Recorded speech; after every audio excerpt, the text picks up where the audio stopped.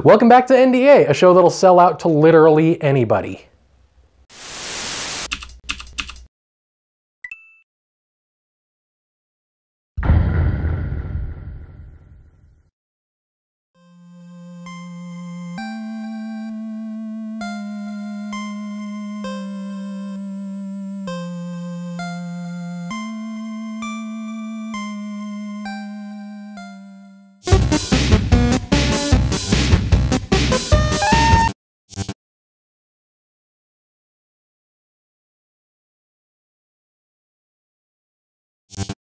So, Undertale is one of the most memorable gaming experiences I've had in years. Right now, it's contending with The Witcher 3 and Bloodborne for my game of the year.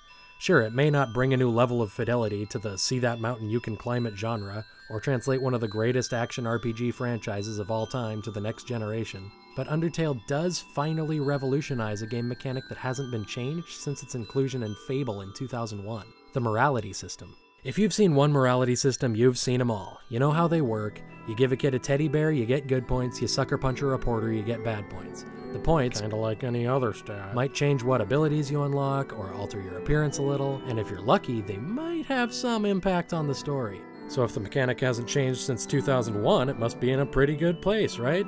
Wrong, it's broken, and here's why. In the classic Fable-style morality mechanic, there are two big parts to the system: choices and consequences. Choices are boring. There's nothing interesting about picking from a list of options. That's what you do in a math exam. The consequence of the choice is what makes it interesting.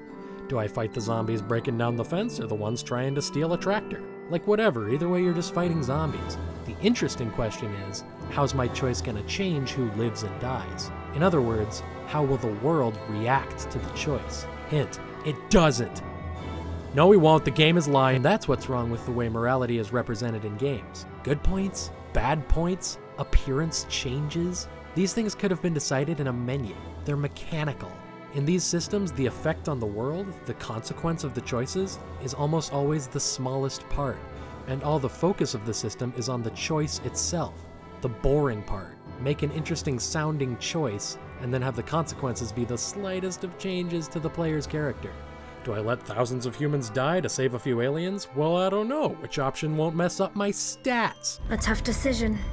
I've talked a little bit before about how some games seem to give you too much moral free range, resulting in bipolar character disorder. I think that's a result of focusing more on choice than on consequence. If a player can choose from a wide, robust list of moral decisions, but the world doesn't really react any differently no matter what you pick, why wouldn't you act like a total prick? I mean, check out how mad people are that Fallout 4 doesn't have a karma thing like Fallout 3 did. Not to make one sweeping generalization that puts words in thousands of people's mouths or anything, but I don't think they're mad because you don't get good points anymore. I think they're mad because now you literally can't tell if you've done anything wrong. You'd think there'd be some repercussions for being a dick, but now you can only be sure if you always choose sarcastic, which, why'd they...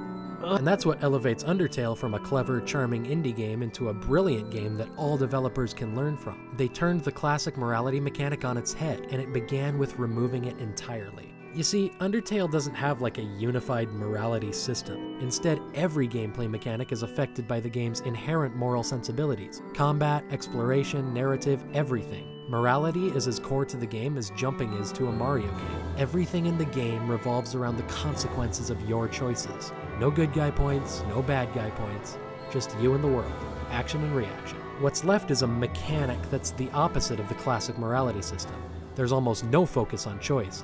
In fact, so little that you might be making a choice without realizing it at any time. And all the focus is on the consequences, the interesting part. Just like in a classic morality system, you can make totally wacky choices at any time, but you never do. Why? Because you know there could be serious repercussions for making the wrong choice. You could lose friends. You could hurt someone. You could make a skeleton cry.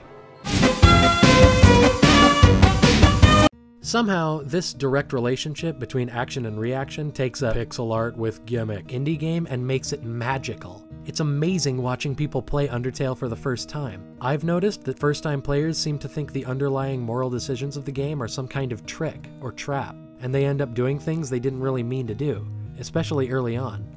Isn't that weird? The truth, of course, is that Undertale never lies to you about its mechanics, not once. It never tries to force you to take action. It's actually pretty open about the underlying mechanics.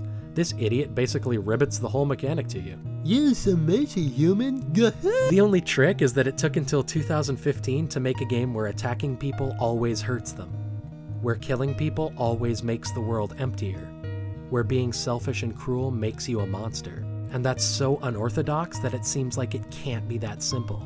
So does a game have to completely revolve around its morality system in order to have one that's any good? Well, I don't think so. I think the game just has to take some of the focus away from the act of choosing and put more effort into having meaningful consequences for the choices. Sure, interesting choices are nice, but what's the point if all the choices lead to the same outcome? We're right back to this nightmare. It helps that Undertale is sort of themed around this kind of choice, but Undertale isn't the first game to play around with that kind of theme. Just in the past decade, we've had BioShock and Spec Ops: The Line, two great games that share a similar theme with Undertale. They all revolve around the question, what if the player's actions had real consequences? BioShock and Spec Ops put forth their best answer, and both answers are valid. BioShock lays the burden at the foot of the developers, with the player just acting as a slave to their narrative. Spec Ops says the responsibility is the player's because playing was their choice from the beginning. So how does Undertale answer? Well, it doesn't. It's satisfied just to ask, and listen for the player's answer.